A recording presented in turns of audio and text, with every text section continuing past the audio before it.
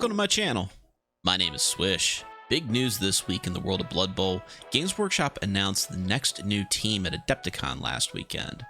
Now, similar to other mixed faction teams like Old World Alliance and Underworld Denizens, this team looks like it's going to be a great way to combine your existing teams and use models in your collection that you might otherwise not have a good use for. They're calling this team the Unemployed. Now, we don't know the lore behind this team yet, but I'm sure we'll learn more about it as information is revealed. Let's take a look at the roster. Starting off with the leagues this team can play for, it's listed as none. That's pretty unique for a team, and I'm not sure if this means that it just precludes the team from using any star players, or if the team just can't be played. I'm going to assume it's the former. Moving to special rules, they have a new team rule called one box only. Now, Games Workshop didn't spoil what this rule does during the Adepticon, but rumor has it that this means that you'll only be able to build your team using components from a single box.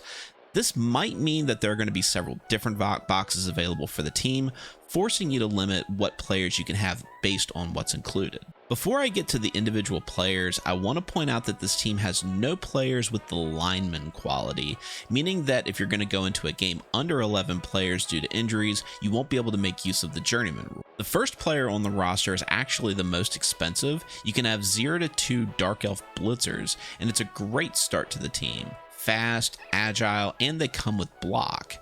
For advancements, I'd recommend staying away from any elite skills, and since general skills are available here, I'd recommend kick as your first advancement, as we all know kickers do win games. Moving on, we also get 0 to 2 elf catchers. Again, top speed, high agility, and on a strength 3 player is fantastic. It's the kind of player that you would expect to see on a high elf team, but it looks like these are from the Elven Union team. Again, kick is a fantastic skill, so I'd recommend that as your first advancement. Elves are not the only available catchers on this team though. You get 0 to 2 human catchers as well. Again, fantastic movement, and in this case, average agility, but you get the added free reroll of dodge, and again, on a strength 3 player. So far, we have a lot of speed on the team, and I think the skill that complements high speed is the kick skill, so that would be my recommendation for your first advancement. To complement the human catchers, we also get 0 to 2 human blitzers. Again, speed, good armor, block, and tackle, all the skills this player really needs. The only thing that I think really adds to this player is the kick skill, and I would prioritize that as my first advancement. In addition to elves and humans, we also get a few orc players on this roster.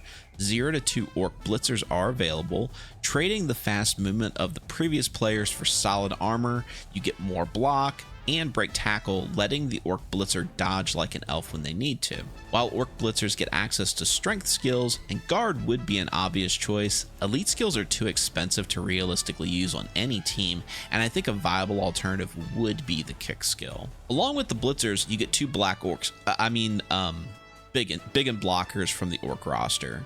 While they're a little slow, they are the only player on this team with strength 4, and adding mighty blow makes these very valuable players to have. I think the best way to leverage that high strength is adding the kick skill, so that's going to be an easy first advancement. Now, what I didn't expect is to find any undead on this team. I think Games Workshop will have to do some real lore shifting to explain their inclusion on this roster. Ghouls are great players though. Above average movement on a strength 3 player that comes with dodge at a reasonable cost of 75k, it's great value. While under normal circumstances, I would say block is a great first skill to combo with dodge, it's hard to justify spending the extra team value on an elite skill. Kick is a totally viable alternative to block though, so I'd pick that up instead. Now note here that even though they are undead and come with regeneration, if the team can still take an apothecary, which as far as I can tell, nothing prevents you from using an apothecary on a ghoul. Since we don't know the entire roster, it's fully possible that the inclusion of a ghoul on the team may prevent you from taking an apothecary altogether. Now the team gets some really high octane speed with 0 to 2 Skaven gutter runners. Movement 9 is a unique feature of the gutter runners, and in this edition, Games Workshop opened up the possibility of an easy one-turn score with them. While there are some more traditional options, such as hit and run plus the sprint, Kick, I think, is another way to make use of the one-turn score, and I think that's the better way to go. Lastly, we go back to the world of elves with 0 to 2 Wood Elf catchers. Again, movement 8 comes standard, and you also get the famous elf agility along with dodge and sprint built into it. The cost here is that the players are strength 2.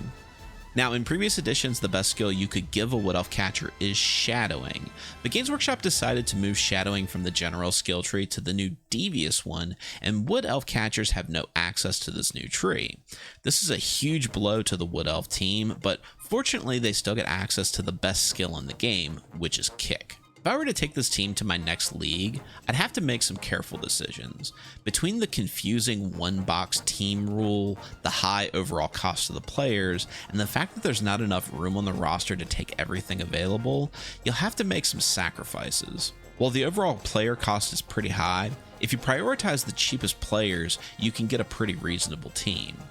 Unfortunately, I don't think that that's a legal roster, as you're restricted to play with only the miniatures that come in the box, which I think is one of everything if you look at the blurry leaked images from Adepticon. Since that's not even 11 players, I'm still not exactly sure how to build a legal roster, but my best guess would be 1 Dark Elf Blitzer, 1 Elf Catcher, 2 Human Catchers, 1 Human Blitzer, 1 Orc Blitzer, a Black an Orc Big and Blocker, 2 Ghoul Runners, 1 Gutter Runner, and 1 Wood Elf Catcher.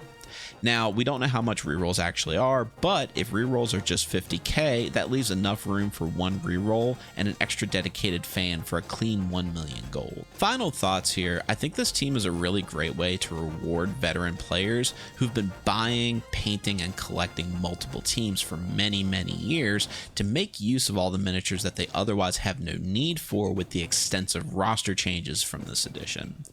Now, I have another sneak preview. I don't really get a chance to mention this, but I have a really good working relationship with the social media team at Games Workshop, and they were kind enough to send me a pre-release copy of the team, which I've actually had time to paint. I think all of the models present here, except for the Wood Elf Catchers, are available in the starting box. I think most people would want to paint the team in unifying colors, but I like the idea of representing that they were all fired from their home teams, so they got to keep their old colors. I'm really looking forward to see how this team plays in my next local league. Coming up next for the channel is a team that I think is no joke, and that's going to be the Halfling team. Until then, thanks for watching. I always appreciate any likes and comments you leave me, and until next time, Nuffle's blessings.